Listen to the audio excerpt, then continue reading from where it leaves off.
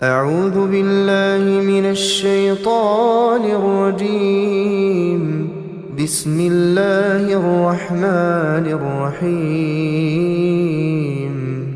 Comment le démon s'y prend-il avec l'homme? Ibn al-Jawzi, qu'Allah lui soit miséricordieux, dit: il entre auprès des gens selon les occasions, son emprise sur eux augmente et diminue selon le degré de leur éveil ou de leur indifférence, de leur ignorance ou de leur science. Sache que le cœur est semblable à une forteresse autour de laquelle il y a un mur. Dans le mur, il y a des portes et des fenêtres. Les habitants de cette forteresse sont la raison et les anges qui y viennent régulièrement. À côté de cette forteresse, il y a un faubourg habité par la passion et les satans. Ils le fréquentent sans y être empêchés. Une guerre sans trêve oppose les habitants de la forteresse à ceux du faubourg. Les satans ne cessent de tourner autour du mur de la forteresse, scrutant l'inattention du gardien pour pouvoir passer par certaines fenêtres, ce qui fait que le gardien doit connaître toutes les portes de la forteresse et toutes les fenêtres. Il ne doit pas manquer de vigilance, fût-ce un seul instant, car l'ennemi ne se relâche pas. Un homme dit à Al-Hassan al-Basri: « Est-ce qu'Iblis dort? S'il dort, nous trouverons au moins un moment de tranquillité, répondit-il. Cette forteresse est illuminée par le dhikr, elle rayonne par la foi, il y a dedans un miroir luisant qui produit l'image de quiconque passe à côté de la forteresse. La première chose que fait Satan est d'émettre beaucoup de fumée pour que les murs noircissent et le miroir s'opacifie. L'ennemi mène plusieurs attaques, des fois il parvient à pénétrer dans la forteresse, mais le gardien se lance aussitôt à sa poursuite et le fait sortir. Des fois il entre et sème la corruption dedans et va jusqu'à s'y installer sans que le gardien ne s'en rende compte. Des fois le vent disperse la fumée et la pousse jusqu'à noircir les murs et opacifier le miroir. Satan passe sans que le gardien ne le voie, il peut aller jusqu'à blesser le gardien en profitant de son inattention, ou l'emprisonner ou même l'asservir. Un des savants anciens as-Salaf a dit: « J'ai rencontré Satan et il m'a dit: avant c'était moi qui enseignais aux gens les voies de l'égarement, maintenant c'est moi qui apprends d'eux. » Et le plus fort lien par lequel on enchaîne les prisonniers est l'ignorance, le moyennement fort est la passion, et le plus faible est l'indifférence. Tant que le bouclier de la foi entoure le croyant, les flèches de l'ennemi ne peuvent pas le tuer. Fin de citation.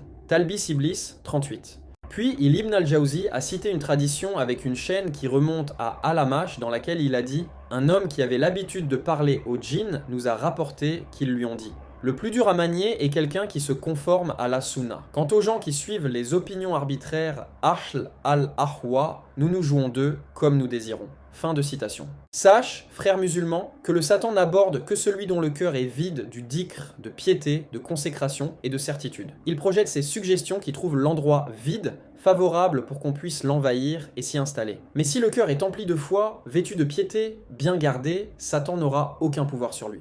Le plus malheureux est quand ce cœur est bourré de passion et de caprice, c'est la nourriture préférée de Satan, ce qui fait qu'on ne peut jamais le repousser. Son cas est comme le cas du chien affamé qui passe à côté d'un homme portant dans sa main un morceau de viande. Il a beau le chasser, il revient toujours, mais quand il lève haut la viande, le chien désespère et s'en va. Il en va de même pour quelqu'un qui a un cœur plein de passion. Il doit d'abord le purifier pour le remplir de piété. Ainsi, il suffit ensuite de dire: « Que mon refuge soit en Allah contre Satan, le lapidé istiada » pour se débarrasser de lui. Celui qui a compris cela comprend bien le peu d'utilité de la demande du refuge istiada chez la majorité des gens, car celle-ci ne contrerait le Satan que si le cœur de celui qui fait l'istiada est vide de la nourriture du Satan et plein de piété et de foi. Ceux qui pratiquent la piété, quand les touche un fantasme venu de Satan, n'ont qu'à formuler le dhikr et les voici revenus à la clairvoyance. Coran Al-Araf Surat 7, verset 201. Ce verset concerne les pieux à l'exclusion des autres. Les degrés du fourvoiement. Le démon guette l'homme et le poursuit. Il n'est tranquille qu'une fois l'avoir fourvoyé, corrompu et introduit dans le parti des perdants qu'il dirige. Ibn al-Qayyim, qu'Allah lui soit miséricordieux, a classifié les degrés du fourvoiement de l'homme par Satan comme suit. Le premier degré, il consiste à le rendre incroyant ou associateur ou ennemi d'Allah et de son envoyé. S'il obtient cela de lui, son gémissement refroidit et se repose tranquillement. C'est vraiment la première chose qu'il convoite chez l'homme, il ne cesse de l'influencer jusqu'à l'y faire tomber. Une fois qu'il est tombé, il le recrute dans son armée, il l'engage comme son suppléant auprès des gens de son espèce. De cette façon, il devient un des héros de Satan et un de ses adjoints. Le deuxième degré, l'innovation al-bida, elle lui est plus aimable que la scélératesse al-fusouk et la désobéissance. Sa nocivité touche le fondement même de la religion. C'est une nocivité contagieuse, un péché dont on ne saurait se repentir, une opposition à ce que transmettent les envoyés aux gens et une invitation à ce qui est contraire à ce qu'ils ont apporté. Une porte qui ouvre à la mécréance et à l'associationnisme. S'il obtient cela de lui et fait de lui un innovateur, il est aussi son suppléant et un de ses héros. Mais s'il est réduit à l'impuissance quant à ce degré, du fait que le serviteur est d'entre ceux en faveur desquels Allah a anticipé l'attachement à la sunna et l'hostilité envers les gens qui suivent les innovations, il passe au degré suivant. Le troisième degré, les péchés graves avec leurs formes variées. Satan fait tout pour l'y faire tomber, surtout s'il s'agit d'un savant qui jouit d'une grande popularité. Il insiste dans cela pour éloigner les gens de lui, il répand ses fautes et ses péchés au milieu des gens, et engage parmi ces derniers ceux qui le suppléent pour les diffuser, poussés par soi-disant la piété et dans le but de soi-disant se rapprocher d'Allah, alors qu'ils ne sont que les adjoints d'Iblis, mais ils n'en ont pas conscience. Ceux qui aimeraient que l'opprobre s'ébruite parmi les croyants subiront un châtiment douloureux en ce monde et dans l'autre. Coran, en Ur-Surat 24, verset 19. Tel est le sort de ceux qui aiment qu'elle s'ébruite, mais qu'en est-il de ceux qui se chargent eux-mêmes de l'ébruiter? Ils font cela non pas en tant que conseil qu'ils portent, mais par obéissance à Iblis et en son nom. En réalité, ils font cela pour faire fuir les gens et pour les empêcher de bénéficier de son savoir. Or si les fautes d'un tel homme, le savant, atteignent le ciel, ils sont pour Allah sans grande gravité. Car s'il se repent, Allah accepte son repentir et substitue à ses mauvaises actions de plus belles. Tandis que les fautes de ceux-là, elles sont plus graves. Ils commettent des injustices à l'encontre des croyants, ils guettent leurs défauts et cherchent à les calomnier. Que ces gens sachent que Allah exalté est aux aguets. Ce que cachent les poitrines et ce que trament les esprits ne lui échappent pas. Quand Satan ne parvient pas à obtenir cela de lui, il passe au degré suivant. Le quatrième degré, ce sont les péchés mineurs qui, en s'accumulant, peuvent jeter leur auteur dans la perdition. L'imam Ahmad rapporte que d'après Sal ibn Sa'd, l'envoyé d'Allah sallallahu alayhi wa sallam a dit « Méfiez-vous des fautes qu'on a souvent tendance à mépriser, elles ressemblent à celles d'un groupe d'hommes qui s'est installé au bas d'une vallée, un tel a apporté un morceau de bois et un tel a apporté un morceau de bois, jusqu'à réunir suffisamment de bois pour cuire leur pain. Décidément, si l'homme commet énormément ce genre de fautes au point d'en rendre compte, le jour de la résurrection, qu'il sache qu'elles l'anéantiront. Hadith authentique, rapporté par Ahmad dans Al-Musnad 1 402 403, le cheikh Ahmad Shakir a authentifié sa chaîne de rapporteurs. Ad-Darimi et Ibn Majah rapportent que d'après Aisha radiyallahu anha, le prophète sallallahu alayhi wa sallam lui a dit « Méfie-toi des fautes qu'on a souvent tendance à mépriser, car il y aura auprès d'Allah quelqu'un qui en réclamera les comptes. » Hadith authentique, rapporté par Ibn Majah numéro 4243, Ad-Darimi 2303, numéro 2726, Ahmad dans Al-Musnad 670, authentifié par Al-Albani dans As-Sahiha 513. Dans l'ouvrage Az-Zuhd, Asad ibn Moussa rapporte qu'Abu Ayyub al-Ansari a dit « Certes, quand l'homme fait une bonne action, il y trouve de l'assurance et oublie ses petites fautes. Mais le jour où il comparaîtra devant Allah, il s'apercevra de leur grand nombre. Et certes, l'homme commet une mauvaise action qui rend son cœur contrit toute sa vie et le jour du jugement, Allah l'apaise et lui garantit la sécurité. » Fath al-Bari 11 330. Ibn al-Qayyim a dit « S'il perd espoir d'obtenir cela du serviteur, il passe au degré suivant. » Le cinquième degré. Satan occupe le serviteur de choses permises dans lesquelles il n'y a ni récompense ni châtiment, mais lui fait manquer des choses dans lesquelles il y a une récompense. Je dis, ces choses permises sont par exemple le long sommeil, l'excès de nourriture et de boissons, l'habillement, la veille dans des choses inutiles. Si Satan est battu sur ce point, comme quand il est face à un serviteur qui surveille son temps sans le perdre et qui est conscient des hauts et des bas de son âme et de ce qu'il attend comme félicité et comme châtiment, il passe au degré suivant. Le sixième degré, Satan occupe la personne à une action dont la récompense est faible sur le compte d'une action dont la récompense est grande. Il lui ordonne de faire un bien dont le mérite est faible et dont l'accomplissement entraîne nécessairement l'abandon d'une œuvre plus méritoire. Il l'encourage à le faire et le pare à ses yeux. Rares sont les gens qui font attention à cela, car quand l'homme voit en lui un appel de conscience et une attirance vers un genre d'acte d'obéissance, en n'ayant aucun doute qu'il s'agit bien d'actes d'obéissance et de moyens de se rapprocher d'Allah, il ne saurait dire que cet appel vient de Satan, puisque Satan n'ordonne jamais le bien. Ainsi, il voit que cela est bien et pense que cet appel en lui vient d'Allah. Certes, il est pardonné en cela, mais son savoir n'est pas aussi large pour comprendre que Satan est capable d'ouvrir 70 portes du bien, soit pour parvenir à ouvrir une seule porte du mal, soit pour faire échapper un bien meilleur que les 70 portes qu'il a ouvertes. Exemple, s'occuper de la lecture du Coran entre le premier appel Adin et le deuxième appel Iqama à la prière, alors qu'il est mieux de faire des invocations dans cet intervalle, conformément à ce qu'a dit le prophète sallallahu alayhi wa sallam. L'invocation n'est jamais renvoyée entre l'Adhan et l'Ikrama, ce qui fait que Satan peut lui suggérer de lire le Coran pour lui faire manquer l'invocation dans cet intervalle. Or, comprendre cela n'est réalisable que grâce à une lumière venant d'Allah, qu'il projette dans le cœur de son adorateur, du fait qu'il épure tajrid, son observance de la tradition de l'envoyé d'Allah, sallallahu alayhi wa sallam, qu'il respecte scrupuleusement dans son agir, les différents degrés d'action auprès d'Allah le Très-Haut, les plus aimables pour lui, les plus utiles aux serviteurs, celles en vertu desquelles il y a le plus large conseil vis-à-vis d'Allah, de son envoyé, de son livre, de ses serviteurs, les croyants que ce soit les privilégiés ou la masse. Mais ne connaissent ces choses-là que les héritiers, du savoir de l'envoyé d'Allah, ses suppléants dans la communauté, ses successeurs sur terre.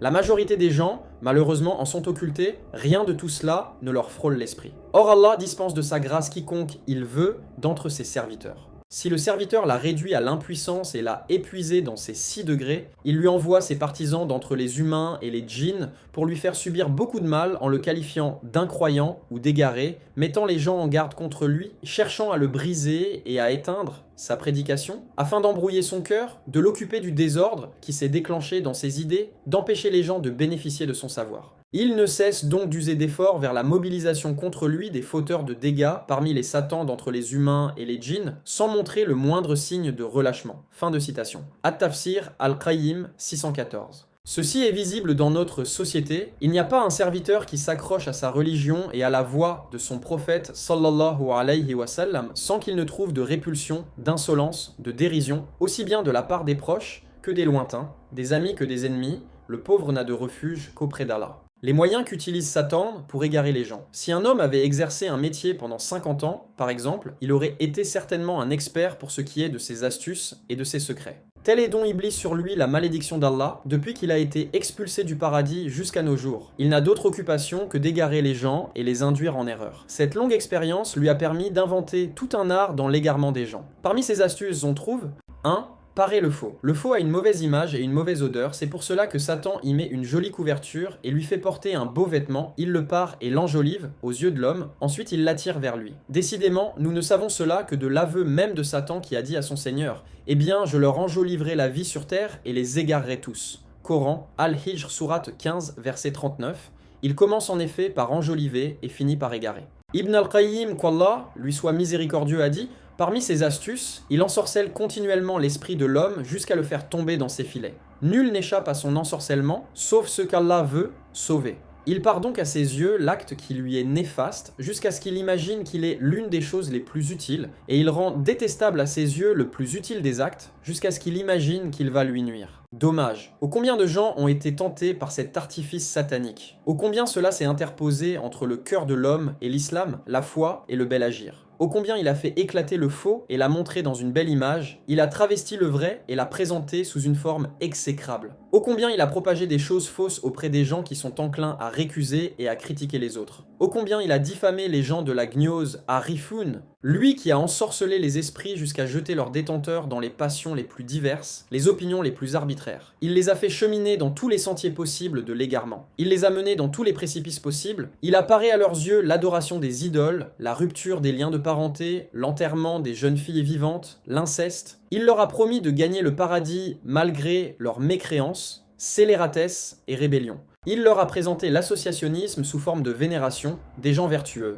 la négation al-Kufr des attributs d'Allah, de son élévation, de sa parole, enregistrée dans ses livres, sous une perspective qui exprime la transcendance at-tanzih, l'abandon de l'ordre du convenable et l'interdiction du blâmable sous forme de manifestation d'amour aux gens, de bonne attitude à leur égard, d'observance de ses paroles. Occupez-vous de vous-même. Coran, Al-Ma'ida, Sourate 5, verset 105. Le détournement de ce qu'a apporté l'envoyé d'Allah sallallahu alayhi wa sallam sous l'image du conformisme at-taqlid et le fait que l'esprit se contente aveuglement de l'avis d'une personne plus savante que soi, l'hypocrisie et le fait de transiger avec sa religion sous l'apparence de l'esprit qui répond aux exigences de l'époque et un moyen par lequel on mène graduellement les gens vers le bien. Fin de citation. Igatatul Larfan, un 110.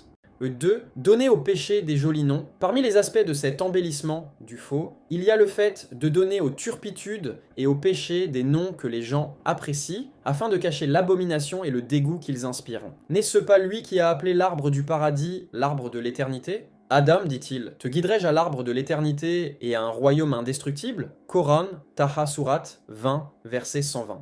Ibn al-Qayyim, qu'Allah lui soit miséricordieux, a dit « Il Iblis a légué à ses adeptes l'art de donner aux choses illicites des noms que les gens aiment. Ils ont en effet appelé le vin la mère des fêtes, Ummul Afra, Irratatul Lahfan. » Dans ce sens, l'usure est appelée intérêt. L'exhibitionnisme porte le nom de liberté de la femme. Les réunions mixtes où les hommes et les femmes se livrent à des excès s'organisent au nom du développement et de la civilisation. La chanteuse perverse et vulgaire est appelée artiste. L'actrice qui pose nue devant les caméras est une héroïne. Et ils réunissent toute cette scélératesse, cette perversité et cette rébellion sous le nom d'art. Tout cela pour attirer les cœurs des gens vers leurs actes abominables. 3. Appeler les actes d'obéissance par des noms qui inspirent la répulsion. Certes, la vérité dégage une lumière, elle a un air de clarté et de beauté. Si elle restait telle qu'elle est, sans falsification ni travestissement, les gens s'amasseraient autour d'elle, l'écouteraient attentivement et leur cœur y trouverait quiétude et sécurité. C'est pour cela que le premier rôle de Satan consiste à enlaidir l'image de la vérité,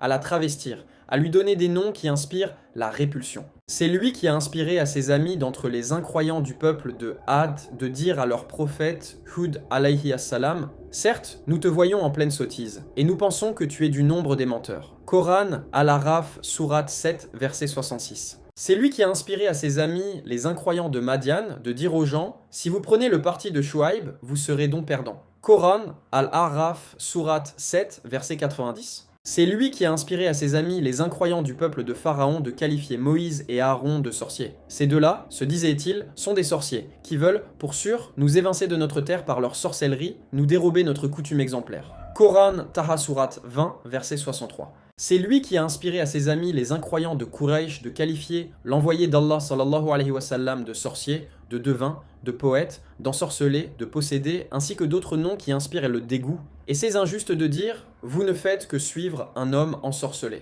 Coran Al-Furqan Surat 25, verset 8. Mais Allah le Très-Haut a nié tout ce qui a été dit à propos de son envoyé d'Allah sallallahu alayhi wa sallam comme calomnie et mensonge. Il a dit « Lance donc le rappel. Tu n'es par le bienfait de ton Seigneur ni un devin, ni un possédé. » Coran At-Tur Surat 52, verset 29.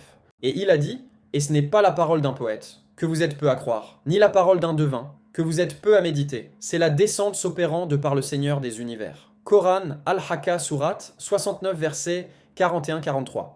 C'est lui qui a inspiré à ses amis, les incroyants de Quraysh, d'appeler les adeptes du prophète les hérétiques As-Sabi'in. Satan continue toujours de suivre ce plan et utilise les moyens jusqu'à nos jours. C'est encore lui qui a inspiré à ses amis de qualifier ceux qui s'accrochent à la guidance du prophète sallallahu alayhi wa sallam et suivent sa sunna intérieurement et extérieurement d'intégristes et de fanatiques. De même, il qualifie l'éloignement des péchés et des lieux où se commettent les actes de débauche et de perversité, d'enfermement. Il qualifie le hijab légal de tante. La femme qui observe les ordres de son Seigneur et qui s'occupe de son foyer est qualifiée d'arriérée et de sous-développée. Tout cela relève de ce que Satan leur inspire. 4. Entrer auprès de l'âme par les portes qu'elle désire. L'ennemi d'Allah n'entre auprès de l'âme que par la porte qui s'ouvre vers ce qu'elle aime et désire, car il réalise par là ses envies et ses passions. Ainsi Satan trouve en l'âme un bon auxiliaire et dans les passions un grand renfort. Ibn al-Qayyim a dit « Il s'agit là d'une porte de son grand stratagème par laquelle il entre auprès du fils d'Adam, car il circule en lui comme circule le sang dans les veines jusqu'à rencontrer son âme et se mêler à elle. Il lui demande ce qu'elle désire et préfère, et une fois au courant, il se fait aider par elle contre cet homme et il entre auprès de lui par cette porte. Parallèlement, il a appris à ses frères et ses amis d'entre les humains, quand certains d'entre eux veulent demander aux autres de leur rendre service à des fins immorales, d'entrer auprès d'eux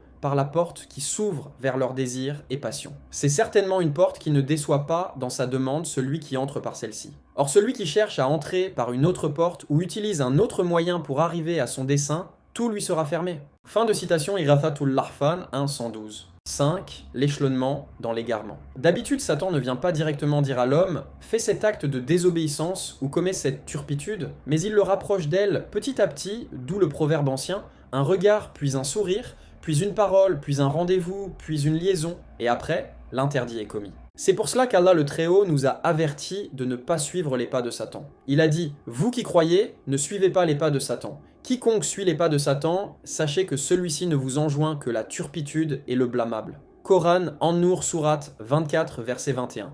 Voici donc un appel plein d'affection et de miséricorde qu'adresse le compatissant, le tout miséricordieux à ses serviteurs, les avertissant de ne pas suivre les sentiers de Satan, les conseillant qu'il incombe aux serviteurs de fermer cette porte dès le départ pour ne pas se laisser graduellement mener dans l'égarement. Ceci apparaît clairement pour celui qui a bien saisi les objectifs de la religion Maqasid ash-Sharia, ainsi que la règle de la fermeture de la porte à tout ce qui fraye le chemin à une infraction, Sad ad-Dara'i, qui va dans ce sens. Ce sont des choses qu'il faut avoir à l'esprit afin d'éviter de s'isoler avec une étrangère et afin de contenir son regard. Sois donc attentif, frères musulmans, aux astuces de Satan et de ses pièges. Il a été rapporté d'après Warb ibn Munabbi qui a dit « Jadis vivait parmi les fils d'Israël un dévot, il était le plus grand adorateur d'Allah parmi les gens de sa génération. À cette époque, il y avait 3 frères et une sœur, elle était leur unique sœur et leur cadette. Les 3 frères décidèrent de partir en voyage, mais ils ne savaient pas qui pourrait les suppléer auprès d'elle, ni à qui faire confiance à son endroit, ni qui pourrait l'héberger.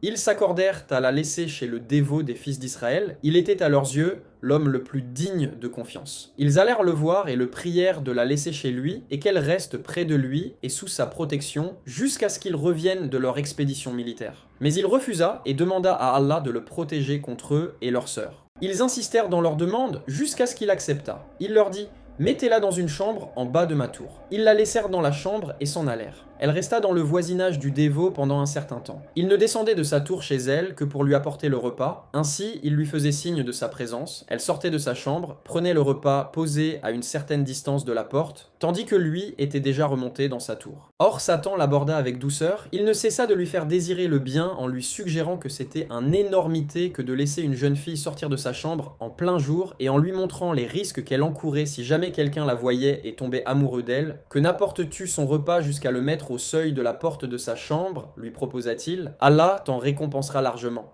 Il ne cessa de l'en persuader jusqu'à ce qu'il s'avança avec son repas et le mit au seuil de sa porte, sans toutefois lui parler. Il procédait ainsi pendant une longue période. Puis vint Satan, après une période d'absence, il lui fit désirer le bien et l'incita à le faire. Ensuite, il lui dit « Il serait mieux que tu fasses quelques pas de plus avec son repas jusqu'à le mettre dans sa chambre. Tu en seras grandement récompensé. » Il ne cessa en effet de lui suggérer ceci jusqu'à ce qu'il finît par s'exécuter. Il répétait la même opération pendant une longue période. Puis vint Satan, il lui fit désirer le bien et l'encouragea à le faire. Puis il lui dit « Pourquoi ne parles-tu pas avec elle? Elle trouvera certainement du réconfort dans tes discours, elle doit être très attristée et très ennuyée d'être seule. » Il ne cessa de lui chuchoter jusqu'à ce qu'il lui parlât. Ceci dura une longue période pendant laquelle il lui parlait du haut de sa tour. Puis vint Satan après cela et lui dit « Pourquoi ne descends-tu pas auprès d'elle? Tu t'assois près de la porte de ta tour et tu lui parles. Et elle, de son côté, s'assoit près de la porte de sa chambre pour te parler. Ceci la réconfortera davantage. » Il ne cessa de lui suggérer ceci jusqu'à le faire descendre et asseoir près de la porte de sa tour. La jeune fille fit de même. Ils s'entretenaient de cette manière pendant une longue période. Puis vint Satan, il lui fit désirer le bien et la récompense divine qu'il attendait pour ce qu'il faisait pour elle et lui dit « Qu'est-ce qui t'empêche de descendre de ta tour et venir t'asseoir près de sa porte pour causer avec elle? Ceci la réconfortera davantage. » Il insista pour qu'il le fasse jusqu'à ce qu'il finisse par s'exécuter. Ceci dura une certaine période. Puis vint Satan sur lui la damnation d'Allah qui lui fit désirer le bien et lui exposer ce qu'il aura auprès d'Allah le Très-Haut comme bonne récompense pour ce qu'il faisait pour elle. Puis il lui dit « Que ne t'approches-tu pas et ne t'assois-tu pas au seuil de sa porte pour causer avec elle sans qu'elle ne se donne la peine de sortir ?» Il acquiesça. Ainsi il descendait de sa tour et s'entretenait avec elle de la sorte pendant une bonne période.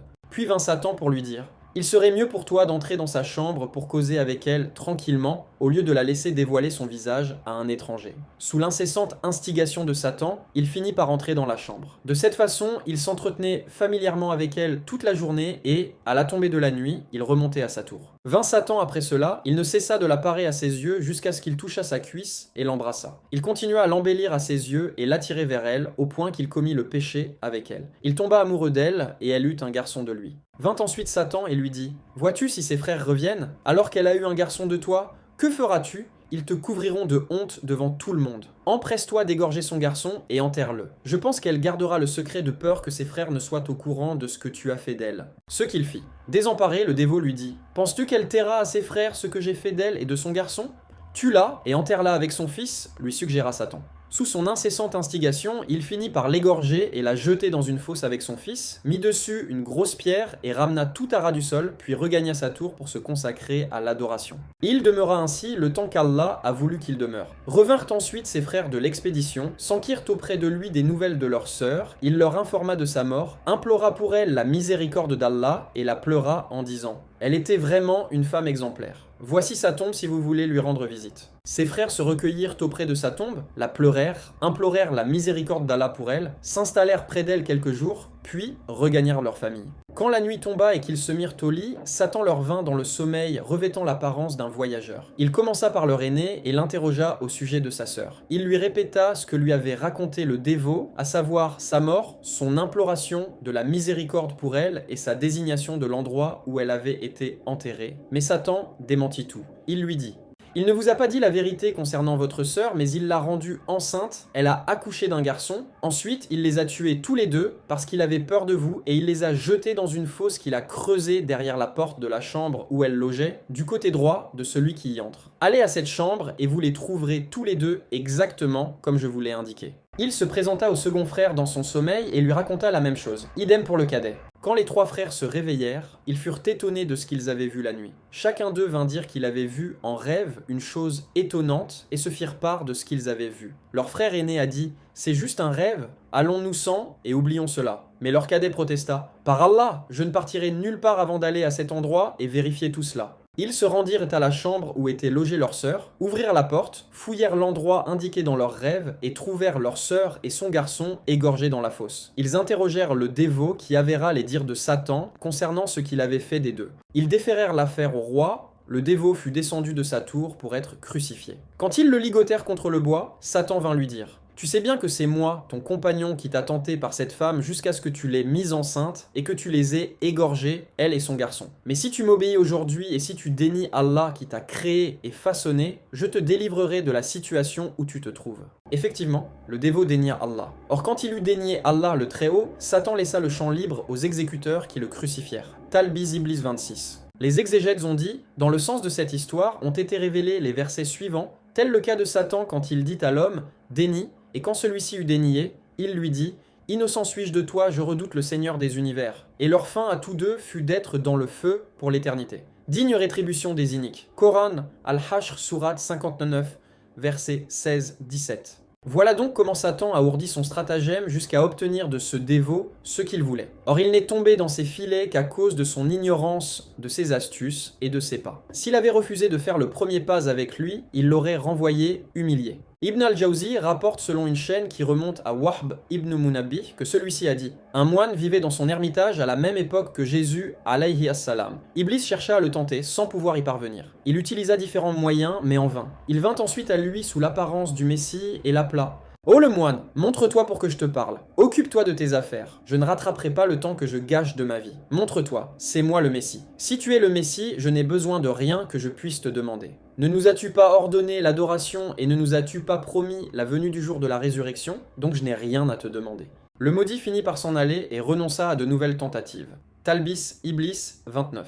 Médite donc sur la réaction de chacun des deux dévots. Le premier fut égaré à cause de son ignorance, le second fut sauvé grâce à son savoir. C'est pour cela que le prophète sallallahu alayhi wa sallam a dit « La supériorité du savant sur le dévot est comparable à la mienne par rapport au moins éminent d'entre mes compagnons. » Hadith authentique rapporté par At-Tirmidhi selon Abu Umama numéro 2686, qualifié d'authentique par Al-Albani dans Sahih al-Jami 4213. 6. Écarté de la vérité. Satan a conclu un pacte avec lui-même d'égarer les fils d'Adam et de les induire tous à l'erreur, sauf celui d'entre eux qui s'est attaché fortement à Allah le Très-Haut et a fait de la consécration à l'Ikhlas son rempart. Satan n'a désormais aucun pouvoir sur une telle personne. Le Très-Haut a dit: puisque tu m'as induit en erreur, dit Satan, je m'assoirai assurément pour eux en travers de ton chemin de rectitude. Puis je les assaillirai de devant, de derrière, de leur droite et de leur gauche. Et pour la plupart, tu ne les trouveras pas reconnaissants. Coran, Al-Araf, Surat 7, versets 16-17. Al-Qurtubi, qu'Allah lui soit miséricordieux, a dit « Ces paroles, je m'assoirai assurément pour eux en travers de ton chemin de rectitude, signifie qu'il interceptera le chemin de rectitude et parera à leurs yeux le faux pour que les gens se jettent dans la perdition comme lui-même s'y est jeté. Il a dit aussi le chemin de rectitude est le chemin qui mène au paradis. » Fin de citation. Exégèse d'Al-Qurtubi 775. Al-Hakam ibn Utaïba a dit, de devant, de leur vie ici-bas, de derrière, de leur jour dernier, de leur droite, leurs bonnes actions, de leur gauche, leurs mauvaises actions. An-Nahal a dit, cette thèse est correcte, on peut l'expliquer comme suit. Je les assaillirai de devant, c'est-à-dire de leur vie dans ce monde et ce, jusqu'à démentir ce qui s'y trouve comme signe et comme histoire des communautés précédentes. De derrière signifie leur jour dernier dans le but de le démentir. De leur droite, leurs bonnes actions et les affaires de leur religion. Ce qui confirme cette explication, ces paroles. C'est vous qui nous interceptiez la droite. Coran à Safa Surat 37, verset 28. De leur gauche, leurs mauvaises actions de façon à suivre les passions que Satan part à leurs yeux. Tu ne les trouveras pas reconnaissants, c'est-à-dire qu'il ne les trouvera pas monothéistes, ni obéissants, ni faisant preuve de reconnaissance. Il a été établi de façon certaine qu'Ibn Abbas radiallahu anhu a dit « Satan n'a pas dit « au-dessus d'eux » parce qu'il sait qu'Allah est au-dessus d'eux ». Qatada a dit « Fils d'Adam, Satan t'a assailli de tous les côtés, sauf au-dessus de toi, car il ne peut pas s'interposer entre toi et la miséricorde d'Allah. » Irathatul Lahfan 103. Sharkik a dit « Il n'y a pas un matin qui passe sans que Satan ne me tende 4 sortes d'embûches. Une devant moi, une derrière moi, une à ma droite et une à ma gauche. Il me dit « Ne crains rien, Allah est pardonneur, miséricordieux. » Je récite alors « Et je suis grand pardonneur à celui qui se repent, croit, fait bonne œuvre, puis se met sur le bon chemin. » Coran, Taha Surat 20, verset 82. Quant à l'embûche qui lourdit derrière moi, il essaie d'inspirer en moi la peur pour ceux que j'ai laissés derrière moi, progéniture, et qui risquent d'être livrés à l'abandon, si je fais l'aumône ou autre, etc. Je le contre par ce verset. Point de bête sur la terre dont l'attribution n'incombe à Allah. Coran, Hud Surat 11, verset 6. À ma droite, il vient à moi par la porte du désir des femmes, et je récite « La fin heureuse revient à ceux qui se prémunissent ». Coran, Al-Araf Surat 7, verset 128. À ma gauche, ils m'attaquent par les passions, pour cela je récite « On les empêchera le jour de la résurrection d'atteindre ce qu'ils convoitent ». Coran, Saba Surat 34, verset 54. Igatatul Lahfan 1, 104. Ibn al-Qayyim, qu'Allah lui soit miséricordieux, a dit « Les directions que prend l'homme sont au nombre de 4. À droite, à gauche, en avant, en arrière. Peu importe la voie sur laquelle il chemine, il trouve Satan aux aguets. S'il prend la voie de l'obéissance, Satan se trouve déjà là pour le dissuader de continuer et il lui barre la voie, ou à défaut, il lui fait faire des détours et il le ralentit. S'il chemine sur la voie de la désobéissance, il est toujours là pour l'encourager, l'aider et lui promettre une bonne fin. Bien pis, s'il parvenait à descendre au fond de la terre, il l'y trouverait. Fin de citation. Igatatul Lahfan 104. L'imam Ahmad, An-Nasa'i rapporte d'après un hadith de Sabura ibn Abil Faqih qu'il a entendu le prophète sallallahu alayhi wa sallam dire « Satan se tient sur tous les chemins du fils d'Adam pour l'en détourner. Il le guette sur la voie de l'islam et lui dit « Oses-tu embrasser l'islam et abandonner ta religion qui est la religion de tes pères et grands-pères ?» Il lui désobéit et embrasse l'islam. Il le guette ensuite sur la voie de l'émigration. « Es-tu sûr d'émigrer ?» lui dit-il. « Aussi quitteras-tu ta terre et ton ciel. Ne sais-tu donc pas que l'émigrant ressemble à un cheval attaché à une corde ?»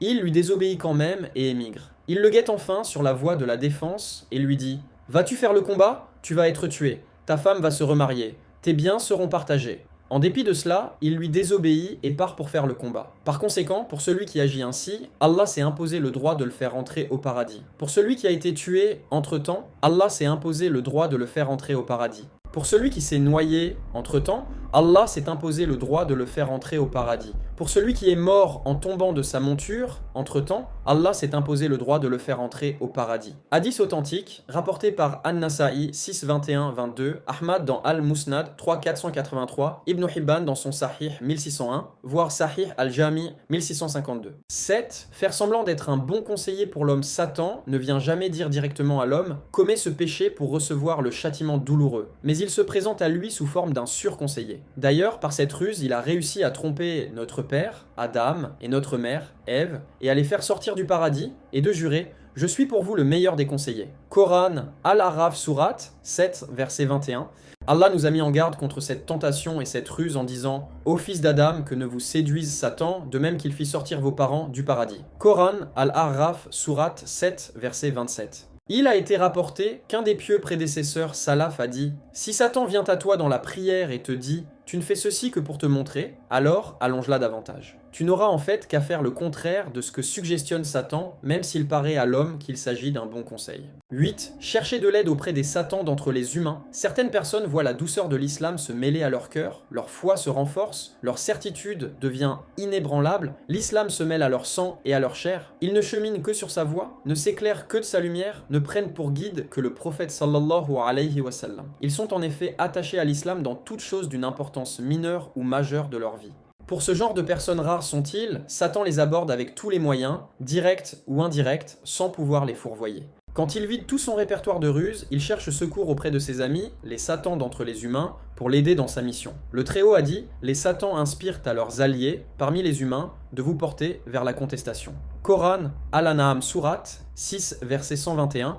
Ainsi constatons-nous que quand un jeune observe, grâce à la guidance d'Allah, strictement les prescriptions de l'islam et chemine sur la voie du meilleur fils d'Adam alayhi salam, les tentations l'assaillant de tous les côtés, montrant leurs dents. Et quand il se fortifie du lien d'Allah, patiente et finit par battre les satans d'entre les djinns, à ce moment-là interviennent les mauvais compagnons et les héros de la perversité pour atténuer sa résolution et affaiblir sa force dans l'attachement à la vérité en lui disant « Pourquoi t'es-tu privé des jouissances de la vie ? Désormais, tu ne t'intéresses plus aux jeunes belles filles, tu ne regardes plus les films et les pièces théâtrales, tu n'écoutes plus les chanteurs et les chanteuses, tu as abandonné les fêtes et les sorties nocturnes, tu as abandonné toute transaction à base d'usure, tu te contentes seulement de dire que telle chose est licite, telle autre est illicite. Nous voyons que tu es en train de perdre ta jeunesse, tu as laissé échapper beaucoup de plaisirs de ta vie. Malik ibn Dinar a dit « Les satans d'entre les humains sont plus redoutables que les satans d'entre les djinns. Ainsi, quand je demande à Allah de me protéger, Satan, celui d'entre les djinns s'en va, tandis que celui d'entre les humains vient jusqu'à moi et m'entraîne sans scrupule vers les péchés. » Exégèse d'Al-Qurtubi 767. Que notre refuge soit en Allah contre les satans d'entre les humains et les djinns, nous l'implorons de nous protéger contre leur mal et qu'il nous suffise contre leurs stratagèmes. Les lacunes propices à Satan 1. L'ignorance, c'est l'une des grandes lacunes propices à Satan. Nous n'exagérerions pas si nous disions que toutes les lacunes par où entre Satan commencent par l'ignorance, car l'ignorant ne connaît pas ses lacunes pour pouvoir les combler, ni ses pièges pour pouvoir les désamorcer, ni ses filets pour les éviter, ce qui fait que Satan l'intercepte facilement. En plus, l'ignorant ne fait pas la distinction entre le bien et le mal, entre la sunna et l'innovation al-bida. Il se peut même que Satan le fasse tomber dans le mal alors qu'il a l'impression qu'il s'agit d'une bonne chose, ou bien il le fait tomber dans l'innovation alors qu'il pense que c'est une sunna. Ceci l'introduira dans le groupe des perdants cités dans ces versets. Vous informai-je des plus perdants en leurs œuvres, ceux dont l'effort dans la vie présente s'est égaré alors qu'ils s'imaginent faire le bien. Coran Al-Kahf Surat 18, versets 103-104. L'ignorance tue le cœur et aveugle l'esprit. À partir de là, l'ignorant devient la cible de Satan, il lance les flèches de l'ambiguïté et le venin des caprices jusqu'à le rendre victime des passions et prisonnier des caprices. Une fois cet objectif atteint, Satan l'engage comme un de ses soldats pour répandre la corruption sur terre et écarter les gens de la vérité. Ainsi, il devient un membre de son parti. Mais le parti de Satan, ce sont eux les perdants. Coran, Al-Mujadala Surat 58, verset 19.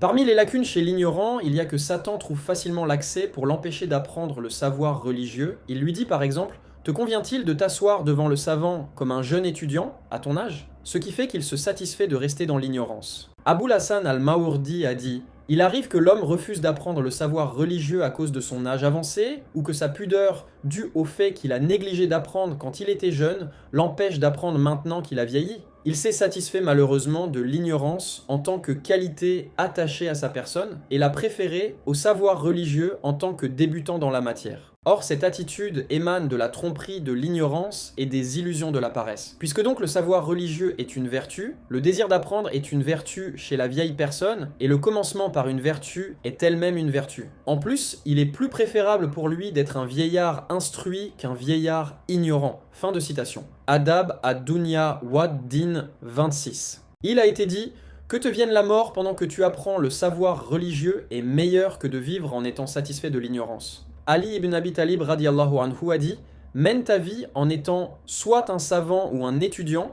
ou quelqu'un qui écoute attentivement le savoir religieux, ou quelqu'un qui aime le savoir et les savants, mais ne sois jamais le cinquième, ignorant, sinon tu tomberas dans la perdition. » Si Satan trouve en l'ignorant un désir d'apprendre le savoir religieux, il lui dit « Si tu apprends le savoir religieux sans le mettre en pratique, ce sera une preuve contre toi. Il vaut mieux ne pas l'apprendre, ainsi tu te fatigueras moins et ton excuse sera solide. » Or, le pauvre homme ne sait pas que c'est le savoir religieux qui dissipera toute obscurité et le débarrassera de tout malheur. Il est le guide et l'assistant. Comme a dit un des savants, « Nous avons appris le savoir religieux pour autre chose qu'Allah, mais le savoir religieux lui-même a refusé de n'être que pour Allah. » Un homme a dit à Abu Huraïra « Je veux apprendre le savoir religieux, mais j'ai peur de le perdre par la suite. » Il lui dit « Il suffit comme perte l'abandon de l'apprentissage du savoir religieux. » C'est étonnant de voir que Satan donne l'impression à certains ignorants qu'ils sont des savants, c'est vraiment le comble de la duperie. Al-Khalil a divisé les gens en 4 sortes.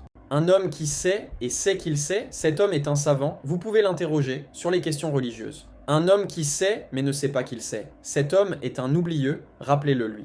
Un homme qui ne sait pas et sait qu'il ne sait pas. Cet homme a besoin d'être guidé, apprenez-lui. Un homme qui ne sait pas, mais il ne sait pas qu'il ne sait pas. Cet homme est un ignorant, repoussez-le. Par conséquent, les lacunes par où entre Satan auprès de l'ignorant sont trop nombreuses pour être comptées. Il te suffit de savoir que toutes les lacunes dérivent de l'ignorance. 2. La colère. La colère est l'une des grandes lacunes qui profitent à Satan et l'un de ses grands pièges, car Satan se joue du coléreux comme se jouent les enfants de la balle et la réalité fournit la plus grande preuve. Abu Hamid al-Ghazali, qu'Allah lui soit miséricordieux, a dit « Lors du violent coup de colère, le sang bouillonne au niveau du cœur et produit une fumée sombre qui remonte au cerveau et envahit les centres de la pensée. Elle peut même aller au-delà pour envahir les centres de la sensation, ce qui fait que les yeux s'assombrissent au point de ne rien voir. La personne sent que le monde entier devient obscur autour de lui. Son cerveau est semblable à une caverne dans laquelle un feu s'est déclenché, noircissant l'atmosphère du lieu, embrasant son foyer et remplissant par sa fumée tous les coins. Peut-être même que le feu de la colère s'intensifie jusqu'à la disparition de l'humidité dont dépend la vie du cœur. Ce qui fait que la personne en colère crève de rage. Parmi les signes apparents de la colère, on note un grand frisson qui secoue les mains, les pieds et la tête. Une perte de contrôle de l'enchaînement et de l'ordre des actes. Une agitation dans le mouvement et dans la parole, ce qui fait apparaître de l'écume sur les lèvres, un rougissement des yeux, une dilatation des narines.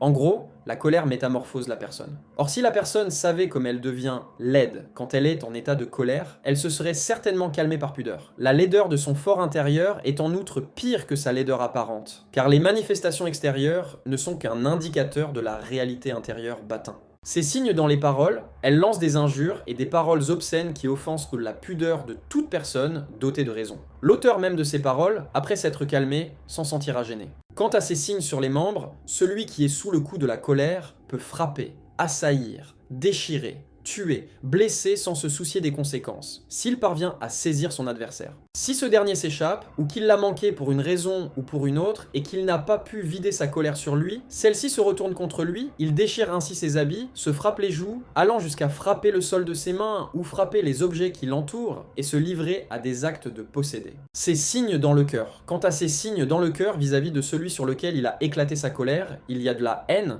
de l'envie, de la préméditation, le fait de se réjouir de son mal, de s'attrister de sa joie, d'être décidé à dévoiler ses secrets, la raillerie, ainsi que toutes sortes de laideurs. Fin de citation. Al-Ihya 643. À chaque fois que la colère de l'homme vis-à-vis d'un autre se calme, le démon le stimule par ses propos. Il ne fait que se moquer de toi, il faut que tu te venges, ainsi que d'autres propos ou idées de ce genre. De là, il incombe à tout musulman sensé de mater son démon, de dominer sa propre rage et de justifier la réaction d'autrui. Al-Bazzar rapporte d'après Anas radiallahu anhu que le prophète sallallahu alayhi wa sallam passa devant des gens se livrant à des combats corps à corps. Il dit « Qu'est-ce que c'est ? Un tel ?» Répondirent-ils « Il ne combat personne sans le terrasser. » Voulez-vous que je vous indique quelqu'un plus fort que lui ? Un homme à qui un homme a dit des paroles blessantes, et il a quand même contenu son ressentiment, prenant ainsi le dessus sur lui, sur son propre démon et sur le démon de son adversaire. Al-Hafiz a qualifié sa chaîne de transmission d'assez bonne, voire Fath al-Bari. La vraie force, en réalité, consiste à se contrôler lors de la colère, notamment ne pas proférer des injures, ni dire des obscénités, ni ne laisser éclater sa rage, comme a dit le prophète sallallahu alayhi wa sallam.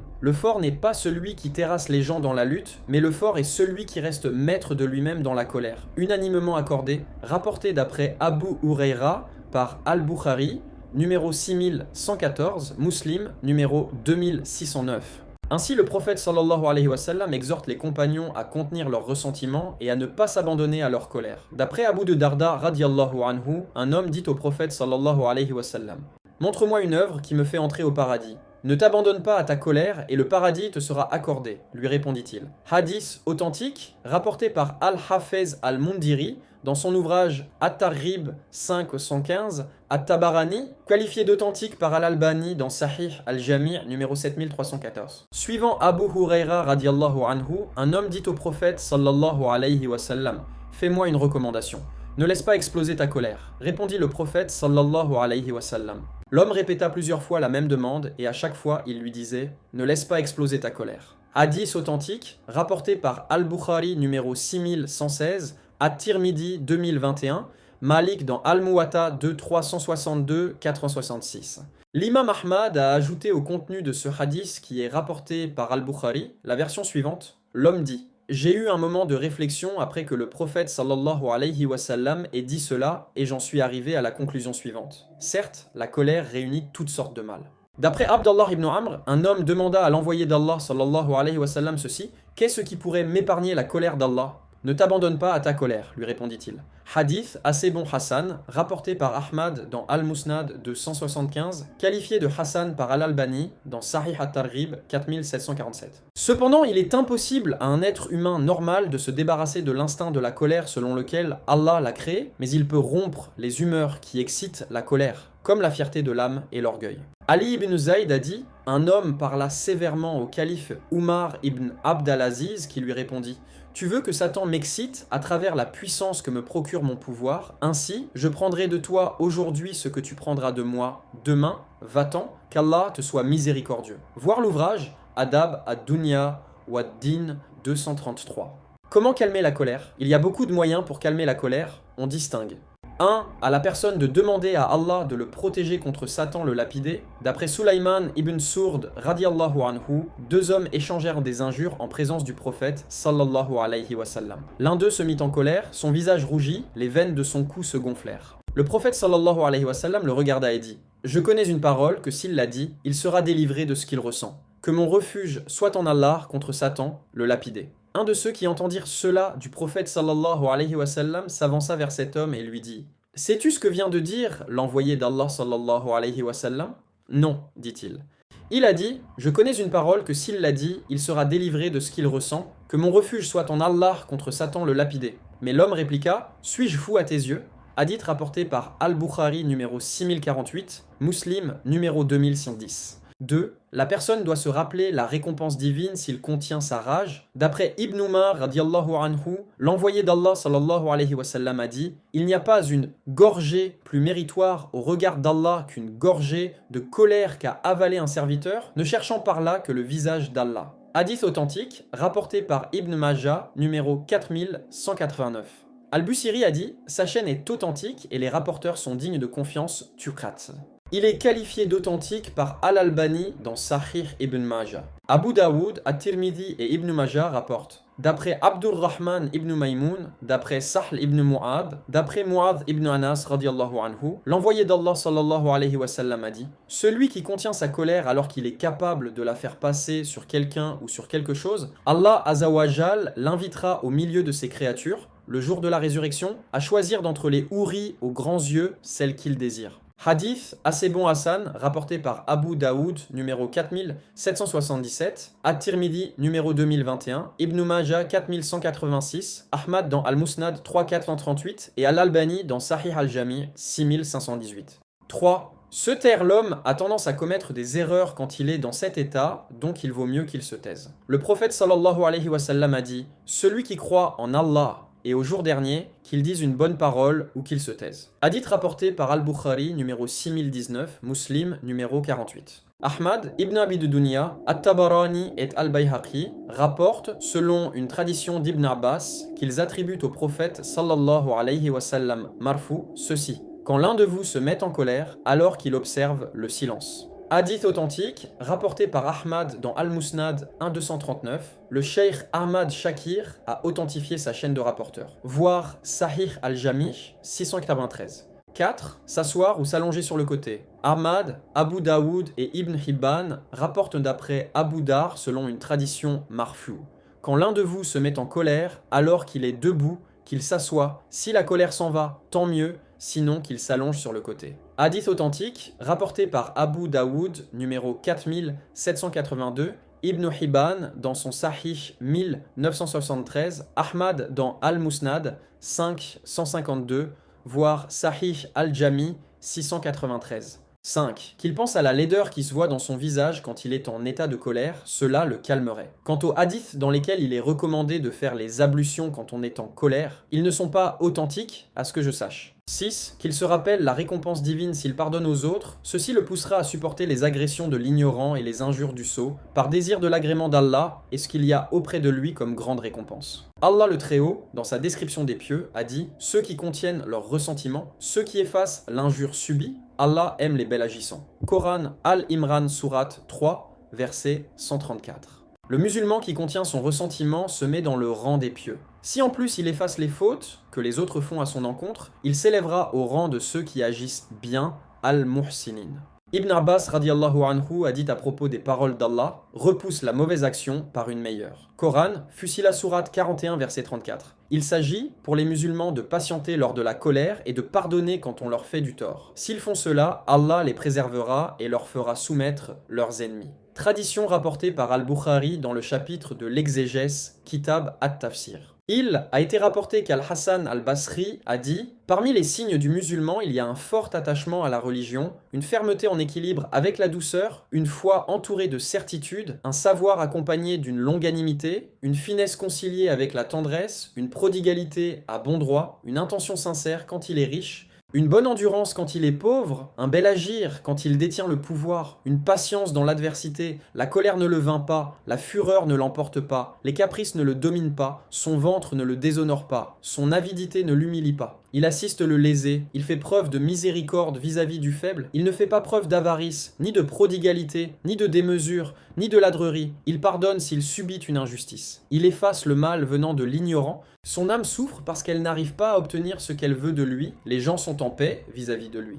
7. S'élever au-dessus des injures, ou des diffamations ou des insultes, car ce sont des choses caractéristiques des sots. Il a été rapporté que quand un homme a injurié Salman radiallahu anhu, il lui a dit « Si mes balances, en bonnes actions, sont légères, je suis pire que ce que tu dis. Si par contre mes balances sont lourdes, tout ce que tu as dit ne me nuira pas. » Il a été rapporté qu'un homme insulta Abu Bakr radiallahu anhu qui lui répondit « J'ai encore d'autres défauts. Seulement Allah te les a cachés. » Une femme a dit à Malik ibn Dinar « Ô toi qui veux toujours te montrer. » Il lui a répondu « Certes, il n'y a que toi qui sais vraiment qui je suis. » On rapporte qu'Al-Ahnaf ibn Qays a dit « Il n'est pas une personne qui manifeste de l'hostilité envers moi sans que je ne prenne vis-à-vis de lui une de ces trois attitudes. S'il a plus de mérite que moi, je reconnais son mérite et je le respecte. S'il est plus bas que moi, je préserve ma réputation en lui pardonnant. S'il est égal à moi, je le comble de bienfaits. » Sache donc que la colère est de deux sortes. Une colère pour sa personne, cette colère est blâmable et c'est ce qu'on vient de détailler. Une colère pour Allah, cette colère est louable, voire recommandée, car quand le prophète sallallahu alayhi wa sallam, à qui sa tendresse et sa miséricorde vont aux croyants, voyait une chose contraire à la charia. Il se mettait en colère. Son visage rougissait et ne se calmait qu'après l'avoir changé. D'après Aïcha radiallahu anha qui a dit « L'envoyé d'Allah sallallahu alayhi wa sallam entra auprès de moi dans ma chambre. Il s'y trouvait un rideau portant une image. Quand il le vit, son visage changea de couleur, il prit alors le rideau et le déchira, puis il dit « Les gens qui subiront le châtiment le plus douloureux, le jour de la résurrection, sont ceux qui dessinent ces images. » Hadith rapporté par Al-Bukhari, numéro 6109, Muslim, numéro 2107. L'envoyé d'Allah sallallahu alayhi wa sallam vit un jour de la morve sur le mur du côté de la Qibla, il la fit disparaître en la frottant de sa main, il en fut irrité puis il dit « Quand l'un de vous est en train de prier, Allah se trouve en face de lui, qu'il ne crache donc pas en face de lui dans sa prière. » Hadith rapporté par Al-Bukhari, numéro 6111, Muslim, numéro 547. Par conséquent, il nous paraît clair que l'envoyé d'Allah sallallahu alayhi wa sallam se mettait en colère quand les injonctions sacrées d'Allah étaient bafouées.